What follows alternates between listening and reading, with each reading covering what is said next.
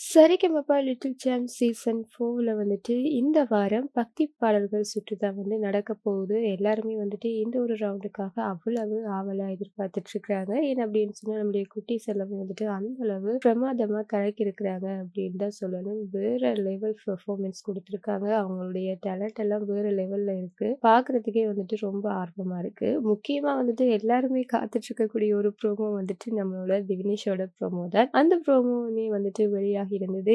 இந்த ப்ரோமோல வந்துட்டு திவினேஷ் என்ன பாடல் பாடியிருக்கிறாரு, எப்படியான கமெண்ட்ஸ் எல்லாம் வாங்கியிருக்கிறாரு அப்படின்னு சொல்லிட்டு வாங்க பார்க்கலாம்.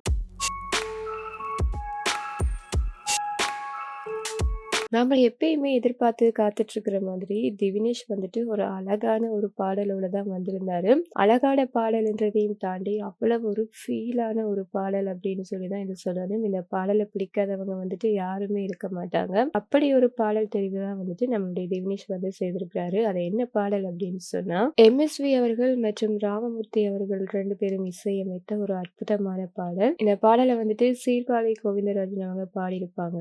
உள்ளத்தில் நல்ல உள்ளம் உறங்காதென்பதென்ற பாடல தான் வந்து நம்மளுடைய திவினேஷ் வந்து எடுத்து பாடியிருக்கிறாங்க. இந்த பாடல பாடுறதுக்கு வந்துட்டு முக்கியமா வந்து ஃபீல் தான் தேவை. அவ்வளவு ஃபீலிங்கான ஒரு பாடல். யாராவது சோகத்துல இருந்தாங்க அப்படின்னு சொன்னா கண்டிப்பா இந்த ஒரு பாடல கேட்பாங்கன்றதுல சந்தேகமே இல்ல. அப்படி ஒரு அட்டகாசமான ஒரு ஃபீலான ஒரு பாடல் தான் இது. இந்த பாடல பாடி முடிச்சதுக்கு அப்புறமா சிறப்பு விருந்தினர்கள் என்ன சொல்லியிருக்கிறாங்க அப்படின்னு சொன்னா, இந்த பாடல பாடுறதுக்கு வந்துட்டு முக்கியமா வந்து ஃபீல் தேவை. இவர் வந்து 200% வந்துட்டு இவருடைய பாடல்ல அந்த ஃபீல் இருந்தது அப்படின்னு சொல்லியிருப்பாங்க. அது மட்டும் இல்லாம நம்முடைய ஸ்ரீனி சார் வந்துட்டு இவங்க பாட பாட அப்படியே அழ ஆரம்பிச்சுட்டாங்க. அவங்க பாடி முடிச்சதுக்கு அப்புறமா என்ன சொல்லியிருந்தாங்க அப்படின்னு சொன்னா, "நீ பாடும்போது அழுக தான் வருதுன்ற" மாதிரி சொல்லியிருப்பாரு. அந்த அளவு வந்து அவ்வளவு ஃபீல் பண்ணி இந்த ஒரு பாடல கேட்டிருந்திருப்பாங்க. அவங்க மட்டும் இல்ல, நம்மளுடைய முழு நடுவர்கள், சிறப்பு விருந்தினர்கள், ஜூரி மெம்பர்ஸ் எல்லாருமே வந்து இவர் பாடி முடிச்சதுக்கு அப்புறமா எழுந்து நின்னு அவ்வளவு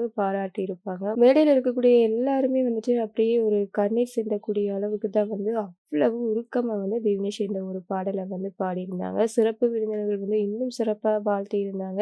இந்த பாடல பாடினவங்க வந்து கண்டிப்பா ஜெயிப்பாங்கன்றது வந்து தெரியும்ன்ற மாதிரி நம்முடைய சிறப்பு விருந்தினர்கள் எல்லாருமே வந்துட்டு அவ்வளவு நம்மளோட திவினேஷ தூக்கி தன்னோட அன்பை வெளிப்படுத்தி திவினேஷ கொண்டாடி இருக்கிறாங்க அப்படின்னு தான் சொல்லணும். நடுவர்கள் மட்டும் இல்ல, திவினேஷோட ரசிகர்கள் எல்லாம் வந்துட்டு இவர் திவினேஷ வந்து அந்த அளவு கொண்டாட ஆரம்பிச்சுட்டாங்க. எம்எஸ்வி கம்பேக் கொடுத்திருக்கிறாரு அப்படின்னு சொல்லிட்டு வந்து பாராட்டவே ஆரம்பிச்சுட்டாங்க. அது மட்டும் இல்லாம இவர் எங்க இருக்காரு, இவரை பார்க்கணும் அப்படின்னு சொல்லி நிறைய பேர் வந்துட்டு ஒரு ரசிகர்கள் பட்டாளமே வந்து உருவாகி இருக்குது அப்படின்னு சொல்லலாம். அந்த அளவுக்கு நம்மளுடைய தினேஷ் வந்து கலக்கிட்டு இருக்கிறாரு. இந்த வாரமே வந்துட்டு கோல்டன் பெர்ஃபார்மன்ஸ் தான் கொடுத்திருக்கிறாரு. இந்த பாடல் வந்துட்டு பர்சனலாவே எனக்கு அவ்வளவு பிடிக்கும். நம்முடைய திவினேஷோட வாய்ஸ்ல கேட்கறதுக்கு நானுமே ரொம்ப ரொம்ப அவளை எதிர்பார்த்துட்டு இருக்கேன். நீங்க எல்லாம் எந்த அளவுக்கு எதிர்பார்த்துட்டு இருக்கிறீங்க அப்படின்னு சொல்லி மறக்காம கமெண்ட்ல சொல்லிடுங்க. இந்த மாதிரியான விஷயங்களை தெரிஞ்சுக்கணும் அப்படின்னு சொன்னா இந்த சேனலோட இணைஞ்சிருங்க. மறக்காம சப்ஸ்கிரைப் பண்ணிடுங்க.